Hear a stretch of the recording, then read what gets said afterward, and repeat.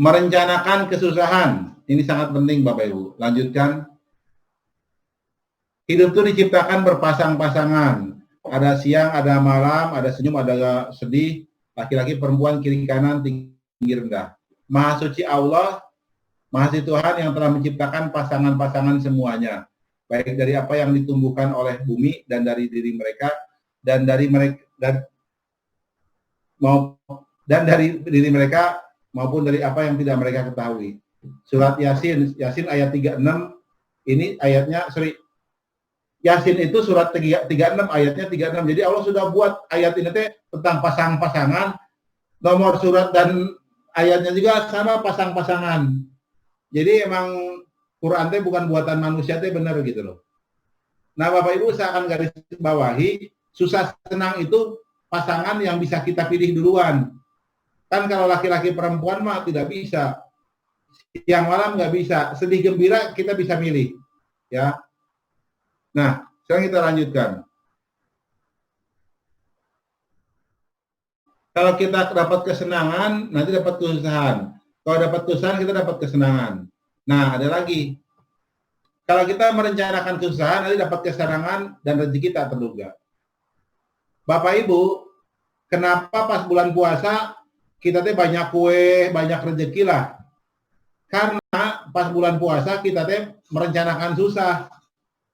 Makanya dapat kesenangan saat berbuka dan rezeki banyak. Gitu loh.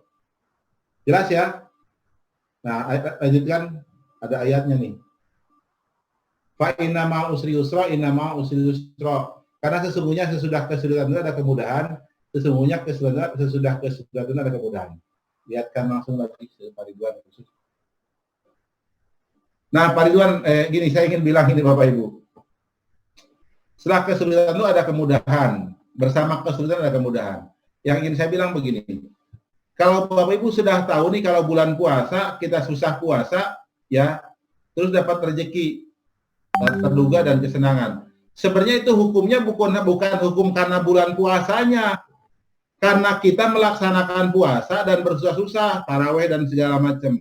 Artinya apa? Setelah bulan Syawal, ya, Muharram dan seterusnya, ya, misalkan Syawal, terus misalkan Haji, Muharram dan seterusnya, kita laksanakan puasa, kita laksanakan sholat malam, rezeki itu akan terus-terusan datang, Bapak Ibu. Bukan karena bulan puasanya, karena kita beribadahnya. Jadi tolong nanti setelah bulan puasa, rencanakan lagi susah, karena akan dapat kemudahan. Dan kalau bisa yang namanya produktif, yang namanya berkarya, Bapak Ibu bukan hanya di masa krisis, ketika tidak krisis, hayo berkarya, hayo belajar, hayo apa gitu. Biar ketika kita susah, nanti akan ada senang. Nah, sekarang contoh. Kenapa anak zaman sekarang nih beres kuliah jadi pengangguran? Karena apa? Ketika mereka kuliah, sekarang mah udah senang. Main handphone, main laptop, jarang inilah tugas itu segala macam gitu loh. Akibatnya apa? Setelah lulus kuliah, ya susah karena banyak senangnya. Kenapa orang-orang yang kuliah di Amerika, di Harvard, di MIT, yang ngetop-ngetop ya di Singapura misalkan, mereka gampang nyari kerja, jarang yang nganggur. Karena kuliah di sana itu berat banget. Ya, saya punya murid kuliah di Harvard berat, di MIT berat, di NUS berat gitu loh. Tapi kalau kuliah di Indonesia nyantai gitu loh. Bisa nyontek, bisa apa. Saya pernah dapat pengalaman. Sebuah perguruan tinggi swasta, ya, saya lupa ini S2-nya kalau nggak salah. Sebuah perguruan tinggi swasta, S2-nya, ada sebuah tugas laporan, itu satu kelas isinya sama laporannya teh. Kalimatnya sama semua. Di Seridik punya Seridik, di perguruan tinggi itu ada rental, jadi konsultan bikin laporan suatu tugas. Tiap tahun dosennya sama. Jadi copy paste itu mahasiswa pada ke situ copy paste, cuma beda font. Ini kisah nyata beneran. Jadi di Indonesia mah masih bisa nyontek, masih bisa dibuatin, masih bisa bikin disertasi juga bajakan. Nah, makanya nyantai, kualitasnya jadi jelek. Nah, Bapak Ibu sekarang coba Bapak Ibu nyari susah jadi seorang guru. Apa saja nanti pasti akan ada balikan buat kita. Makanya saya terus terang dalam hati saya suka pengen nyari susah terus tiap hari. Walaupun kadang-kadang nyari susah teh nggak kuat juga kadang-kadang Bapak Ibu, bener. Kadang-kadang cuman saya berpikir harus nyari susah gitu, biar dapat senang. Senangnya pasti tak terduga, ya. Nah, lanjutkan lagi. Jelas ya, jelas. Lanjutkan lagi. Ini ada lebih nih. Gak apa-apa deh.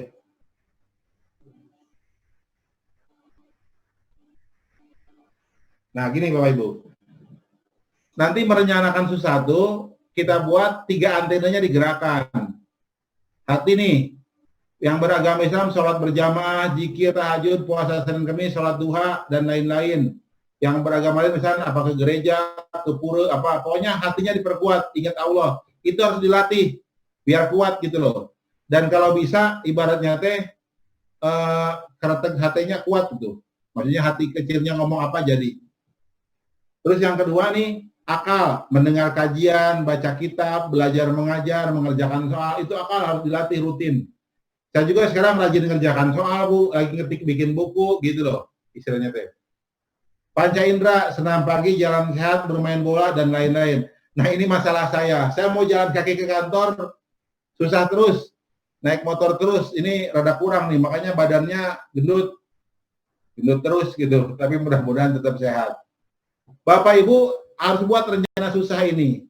Nah guru yang produktif, bisa jadi dia sholat berjamaahnya rajin, tahajudnya rajin, mendengar kajian rajin, mengajar rajin, mengerjakan soal rajin gitu loh. Senam pagi, jalan sehat rajin, itu guru produktif. Tapi yang saya inginkan adalah guru itu berbuat baik, ngajar ikhlas karena Allah. Dan yang kedua, berkarya, bikin apa kek gitu. Saya mau bantu deh. Ini Bapak Ibu merencanakan sesuatu penting. Ini ada 2 pepatah Sunda yang saya pakai. Jadi mun hayang boga perah kudu perih. Ya. Mun hayang boga perah kudu perih. Kalau bahasa Jawa tuh jer basuki mau beo. Jadi tidak ada sesuatu kalau tanpa pengorbanan. Kita juga sama kalau ingin misalkan dapat wibawa harus ada pedihnya. Berakit-rakit ke hulu, berenang-renang ke tepian. Bersakit-sakit dahulu, bersenang-senang kemudian. Ini merencanakan susah. Jadi sekarang produktif itu merencanakan susah, bikin apa. Tapi kalau sudah paham bukan untuk uang, tapi tabungan jiwa. Yang kedua, mun hayang mati, kudu matuh. Jadi lakukan terus-menerus. Kayak saya dari dulu, dari tahun 2003, bikin les bayaran seikhlasnya, terus matematik bayaran seikhlasnya gitu loh. Jadi udah 17 tahun, terus seikhlasnya. Saya nekuni Olimpiade Matematik tahun 90 nih. Terus gitu nekuni. Jadi ada hasil gitu loh. Jadi jangan pindah-pindah. Itu baru terasa. Kan disebutnya istiqomah itu seperti itu. Menekuni suatu pekerjaan terus-menerus. Dan bukan karena uang. Karena tahun 90 sampai tahun 2003 saya menekuni uang dari ngajar Olimpiade ya hampir nggak ada. Teman karena saya suka aja. Sekarang baru terasa. Lanjutkan. Ini jelas mudah-mudahan. Ini merencanakan sesuatu membuat orang biasa di luar biasa. Dalam versi agama Islam itu ada Bilal bin Rabah, Abu Hurairah. Bilal bin Rabah itu merencanakan susahnya jadi perawi hadis. Bilal bin Rabah itu ajan sama jaga wudhu. Abu Hurairah perawi hadis. Ustadz Arifin Ilham sering berzikir. Bapak Sutopo Purwonugroho, BNPB, itu beliau walaupun sakit masih jadi humas lah mau. Madam Teresa susahnya itu apa? Beliau ngurusin orang miskin. Mahatma Gandhi, pokoknya orang-orang yang ngetop, yang setelah meninggal tetap dikenang, itu pasti ada susahnya. Tapi orang-orang senang, biasanya meninggal dikubur aja. Sok lihat wajah para peserta. Bapak Ibu, pilihan kita mah jadi guru, kan pengen meninggal dikenang, ya. Tapi juga harta cukup lah. Insya Allah kalau ikut saya, harta cukup, meninggal dikenang, gitu loh, ya. Tapi syaratnya tadi harus ikut, rencanakan susah. Berikutnya, lanjutkan lagi.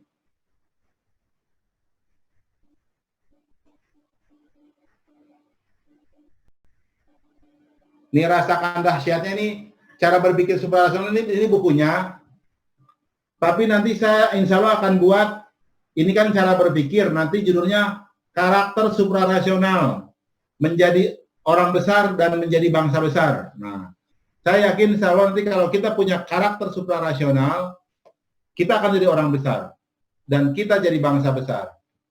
Lanjutkan lagi. Nah, oke. Sekarang lihat ke para peserta. Bapak Ibu, istilahnya teh, untuk produktif kita harus mulai merencanakan kesusahan. Sok direncanakan apa saja, kayak yang tadi bantu orang atau apa. Cuman kan kalau bisa saran saya nih, karena Bapak Ibu guru, ya di posisi guru, bikin buku cara menulis ke, bikin apa matematika tambah-tambahan, bikin apa ke, buat aja. Makanya ya saya kasih tahu nih, suatu perbuatan yang fenomenal, ya, itu ketika kita tuh sudah mulai dihinakan orang. Saya bikin les bayaran seikhlasnya, misalnya sudah ada yang menghina, ngomongin transfernya bercanda, apa gitu. Itu berarti sudah ada perhatian, itu sudah kita tuai Bapak Ibu. Menuai itu menurut saya tidak harus ya, tidak harus mendapatkan kesenangan, mendapatkan kesusahan pun harus senang. Justru harus senang ketika mendapatkan kesusahan. Kenapa? Allah ngasih ujian gratis. Buat rencana susah. Saya mau buat buku. Saya mau buat alat peraga.